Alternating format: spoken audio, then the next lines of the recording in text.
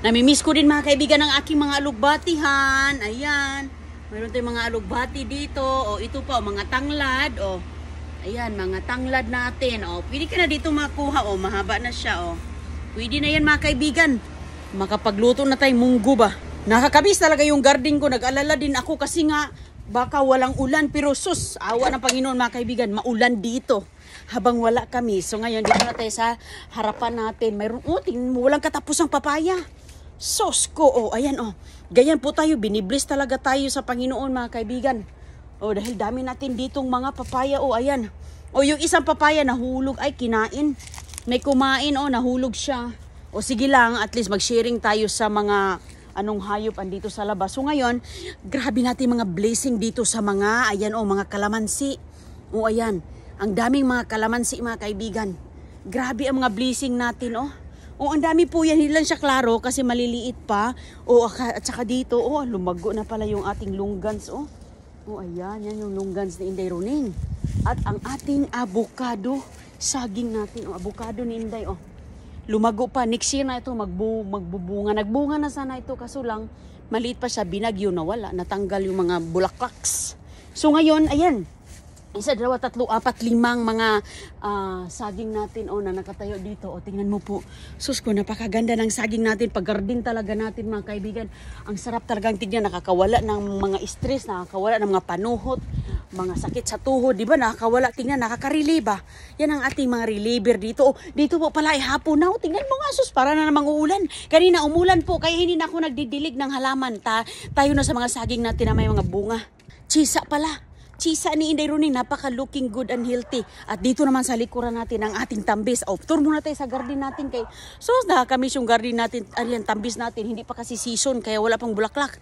Dito naman, dun sa kabila. Ayan, star apple yan mga kaibigan. At ito po ang ating super powerful na nakapaka-power na guyabano. Asa naman mga bunga nito, mga bulaklak, wala pa man. Pero ang importante dyan, may dahon. Kasi ang dahon nito ay bisang-bisa sa anumang mga kalusugan natin, Talagang tanggal ng mga anong kolesterol dyan. Laga mo lang yung dahon nito. Yan po ang iyong gawing kape. At saka hindi rin mawawala. May mga tayo din dito. Hindi nawala mga bulaklak. Ayan. Yan mga bulaklak na sa harapan tayo ng bahay. At saka mga kaibigan, tingnan mo po kaganda ng ating mga, purabuyag ang ating, ayan, mga kalamansi mga kaibigan. Sana mag-success ang ating kalamansi. Ayan, So, ang dami nating kalamansi, Ayan, pirausog talaga, Ayan. Binibless tayo ng marami sa puno. Ayan, sobrang bigat na siya sa puno. Kaso lang ngayon, maliit pa po. Ayan, ganyan po siya kaganda dito, Ayan. Ayan, yung malapit niya. Ayan, ganyan ito, Ayan, mga kaibigan, Hindi kasi siya maklaro kasi nga, siya. Ayan. Ayan po. So ngayon dito naman tayo. Sus, ang garden natin talaga. Sus, ayan po ang ating saging dito. So hindi ka talaga makaka-excited. Ayan naka-excited mga kaibigan. Dahil ang nakita ko nung nakaraan is, lang siya, 3 lang. Ngayon may tumutubo pa lang. Bilis ng saging magsaha. Tapos sunod-sunod na yan. Tingnan nyo po. Ito yung ating pinaka-hinihintay ngayon. Dahil itong saging na ito ay malaki po ang kanyang malaki ang kanyang, wow, ayan. Pwede na ito lutuin natin yan. Ayan, malaki ang kanyang grano ba sa saging, ayan mga kaibigan, diba? Yan po ay masarap po yan pang sausaw sa bagoong. Tamang-tama, mayroon tayong pang sausaw sa bagoong. Mayroon akong bagoong dito, pang gisa na, ginigisa ko na. Balimbing natin, wala pa, galangan sa Bisaya, balimbing. Ayan.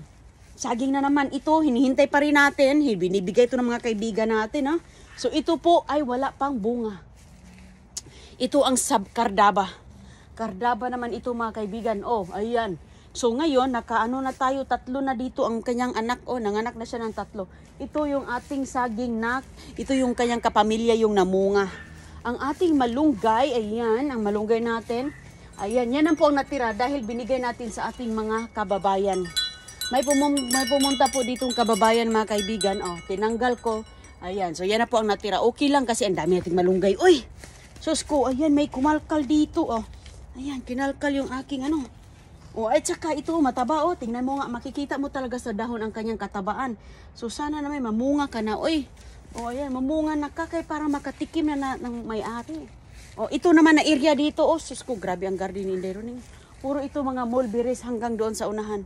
Mulberries po yan. Oh, ang sarap talaga tingnan yung aking mga garden dito. Oh, dahil pati bahay natatakpan na po sa aking mga prutas. Ang importante po, kay makakain tayo ng mga prutas. Hindi na tayo maghanap pa kung saan-saan pa maghanap. Ayan, dito na naman tayo. Pumasok na naman tayo ulit dito. Sa kabila na naman mga kaibigan. Umikot tayo dito sa buong ano nating lugar. So ngayon, ayan oh. Pwede na siyang maluto oh. Pero next time, wala pa kasi akong gata. Ayan, lutuin natin yan. Bago po yan. Alam nyo, masarap ito gataan. Gata-gata. At ang aking mga kaibigan, anong gagawin natin sa ating sigarilyas? Bakit ganito? Ang dami po niyang mga dahon, ano? Ang dami-daming mga dahon ng aking sigarilyas. Wala po siyang bulaklak. So, hindi ko alam bakit wala siyang bulaklak. Dapat na mulaklak na sana to. Okay, so... ayan, hinayaan ko lang at saka andito din, meron din tayong papaya. Sus ko, ayan. Alam nyo kasi, lagi kasi din akong gumagawa ng atsara sa papaya. Kapag marami akong mga papaya na ganito, tinatanggal natin, gagawa nating atsara, dami kong mabibigyan na atsara. So, kapag tumanda na siya, magawa ulit ako ng atsara kasi nung nakaraan nakagawa na tayo. Ayan may mga bunga na naman siya. So, siksik-liglig ang biyaya natin. Tingnan mo nga hinayaan ko muna siyang humaba, no? Kasi nga, gusto ko siyang mamunga. Pero mga kaibigan, wala pa mang bunga. Super healthy po siya. Ayan. Meron din tayo dito mga kalamansi na mga tira-tira. Kasi katatapos lang niyang namunga mga kaibigan. Ayan. Meron na siya mga tira-tira dito. Mga maliliit pa. May kunting mga bulaklak. Ayan. Halaka. Meron palang dito. May palaka na nagtatago sa aking... Ayan. May palaka na nagtatago. Okay. Oh, may tubo tayo. Sus ko, ang tubo ni Inday Roning, kukunin na natin to. Kukuha tayo ng tubo bukas, mga kaibigan. Kaya tingnan mo nga yung tubo ko. Sus, nangalaki na, sobrang laki na, umabot na doon. Ayan po, ang aking, walang katapusang malunggay. At saka ang ating, ito, guyab, ang tawag dito. Nakalimutan ko, tuba-tuba pala yan. Diba? Dahil lagi po ditong umuulan, ang daming mga weeds na tumutubo. So, atin tatanggalin natin yan. Ito yung aking mga, alugbatihan. Maraming mga dahon ng alugbati. Daming dahon. So, hindi ko na maluluto. At saka yung iba, ayan na. Ano nangyari sa ating kumakapit na dito yung aking mga butternut sa ilalim. Ayan, yung butternut ko mga kaibigan, dito ko nilalagay dahil maganda itong butternut. Ang dami pong mga benepisyo sa ating pangatawan. Kaya yan, dumami na. Diyan ko nilalagay. At saka ang ating mga upo mga kaibigan, ganyan po siya. Makikita mo po kung malusog ang iyong tanim, ay green na green ang kanyang dahon. At saka may mga bulaklak, di ba? Bumalik na tayo dito. At saka mayroon itong isa, nakuha ko na, bago ako umalis, nanguha na ako dito. Ayan, tinanggal na natin yung isang bunga. So ngayon, mayroon na namang sumunod, pirabuyag. At saka, mga talbos kamuti. Kung mahilig ka na mga talbos kamuti, mga kaibigan, ang dami po dito banda. Ayan, dito, Ayun mga talbos, magtalbos tayo. Ayan, lumakad na dito. Sus ko, ito. Mayroon namang papaya dito, kasi nga, tinatapon ko lang dito kasi yung aking mga hinuhugasan, everything. Ayan, may tumatapon. Lalo na yung nakuha ko sa basura. Diyan ko lang tinapon. Ayan, tingnan nyo po dito, ang dami mga dahon-dahon, mga tanglad-tanglad na naman dito, banda, meron din, Ayan, ayan, itong tanglad na to, sus ko, kailangan na natin yung i-replanting ulit, kay dumami na. Pag tanglad kasi, i-replanting natin at saka, alam nyo, hinaharvest ko yan lahat, tapos tanim na naman ako. Nilalagay ko lang sa freezer po ito. Ay, hugasan natin, nililinis natin, kung ano yung mga kailangan natin, gaano karami, atin na siyang ibabalutin, di ba? So ganyan ginagawa ko. So magtanim ulit ako yun ng tanglad. Hindi kasi masarap ang tanglad kapag wala pong hindi masarap ang tinula kapag walang tanglad mga kaibigan. Ayan, so yan may mga bunga na to, mga susunod nito. Makikita mo po siya, wow, salamat talaga. Ang saya ko. Ayan mga kaibigan, nakapaso lang po tayo. Nakapaso lang tayo dito kay sus. Alam nyo dito, malapit lang tayo sa dagat, di ba? Mabuhangin. Saging ni Inday Roning doon sa kabila. Jesus, hindi ko na maisikaso dahil sa dami po ng ating asikasuhin, Pero okay lang. Wala siya masyadong dahon ang ating ang ating sitaw, pero sus ko, mas marami ang kanyang mga bunga, Ayan, sisimula lang niya, Mas marami siyang mga bunga, wala siyang masyadong dahon. Yan ang kagandahan po talaga sa sitaw. Walang masyadong dahon, mas marami ang bunga. O ayan. Ayan, nagtaka talaga ako dito. Sabi ko, hala, parang kinalbo. Hindi po siya kalbo mga kaibigan, kundi puro mga bunga. Ayan oh. Puro mga bunga yan lahat. Oh, ayan. Oh, di ba? Wala ka makikitang dahon ano? Oh, ayan. Oh, ayan, nagsisimula na naman siya. Oh, ayan oh. Oh, dito pa sa ilalim. Oh, ayan. Oh, di ba? Nakakatuwa talaga oh. Kailangan natin yang kunin. Oh, ayan dito sa likod oh. Bukas ko na ito kukunin. Sarap nito. Ayan, lutuin natin. Tinatalbusan ko kasi ito dahil niluluto natin. So ngayon, hindi natuloy siya nagbunga. Nagtampo kay Inday Roning, hindi na nagbunga kasi lagi kong tinatalbos niluluto ko. Sinasabay ko siya sa aking mga niluluto mga kaibigan. O ayan. O tingnan mo. O dito nga mga kaibigan. Wala na dito. O tinalbos ko. Yung okra. O yan yung okra ni Inday. So nangyari sa okra ni Inday. Uy para mang matamlay. Mag-ano lang yan. Okay lang yan. Pero ang ating ano naman. Bawi na naman sa ating. Wow, magtalbos tayo ng ating saluyot. Paborito talaga ito ni Agoy at CJ ang saluyot. Grabe, alam nyo mga kaibigan noon, ang saluyot madulas-dulas, 'di ba? Parang madulas siya. Pero alam nyo, ang technique pala sa saluyot para hindi madulas, huwag mong i-overcook. Lutuin mo lang siya na parang malunggay. Huwag i-overcook kasi pag i-overcook mo madulas-dulas. Ayan ang dami. Ang dami, wala akong yan. Nagsabwag lang ako. Ginaganon ko lang yung mga buto-buto nito. Ayan nagpabuto nga si Inday Roning Ang dami na naman nating buto at saka mabilis siyang tumubo. Ayan. So, meron na naman tayong mga reserve dito. So, habang tayo ay nagtatanim dyan, may mga reserve na mga buto-buto seeds. Ayan, patandain muna natin yan. Diba healthy. Hindi ko pa yan nakunan pero kukunan na natin yan. Baka kung makapagluto tayo bukas ng sinabaw. Mahilig kami sa sabaw-sabaw mga kaibigan at saka napaka-healthy po.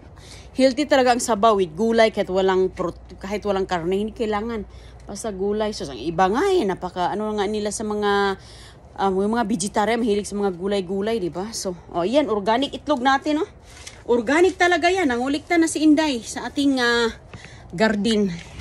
Kaya ang ganda talaga pag may garden dahil manguha ka lang sa labas. Pero depende po sa lifestyle ninyo. Iba-iba naman ang buhay natin. Pero ito lang yung buhay ni Inday Roning dito. Okay? Ano lang ako dito. Matyaga, matipid, Hi CJ! Ayan si CJ. Gusto niyo tolong. Egg CJ! Yeah! Thank you. Eggs. Say hi. How get eggs? Hi, get egg. Count egg. 1. Yeah, egg from chicken. 1, 2, 3, 4, 5, 7, 8, 9, 11, 12. Marunong na yan mag-count si CJ mga kaibigan ako. Madaldal na yan siya. Madaldal na yan si CJ. Eggs, yes! Okay, marunong na nga ito magluto. Alam nyo, si CJ, tinan mo. Niya ako, sinalubong niya agad ako kasi maano siya. Mahilig. Mama, yes. Chicken eggs, yes. Itlog. Okay, wala tayong chicken na kinuha. Doon lang sila, matulog na sila. Yay, chicken egg! Nako. Ayan na, bibi. Sige ta. So, siya po ay talagang matulungin siya. At saka yung mga ginagawa namin dito. Lalo na mga, yung mga damit niya, maligo siya. Alam na niya. Saan nilalagay yung damit niya, pati nga kinakainan niya ilagay niya doon sa ating kusina, sa hugasan. Ano na siya? Pinag-independent ko kung kaano ko inano si Agoy, ganun din ang ginagawa ko sa kanya. So hindi po siya tamad, lalo na magsuot ng kanyang sapatos, siya na po. Tubig, water? Okay. Okay, water. Ayan. Big boy na yan si Don Julio big boy na. Sige mga kaibigan, kita lang tayo sa susunod ng pagkikita dahil ako po ay magre-ready. At ito yung ginagawa ko sa ating, mayroon tayong ganyan, nilagay ko lang siya dyan, yung isang oregano. Maganda po yan siya, gawin mong inumin mo para sa ubo and everything, at saka hindi lang po para sa ubo. Sige po. At tayo po ay dito. Magre-ready na kami dito. Bye-bye!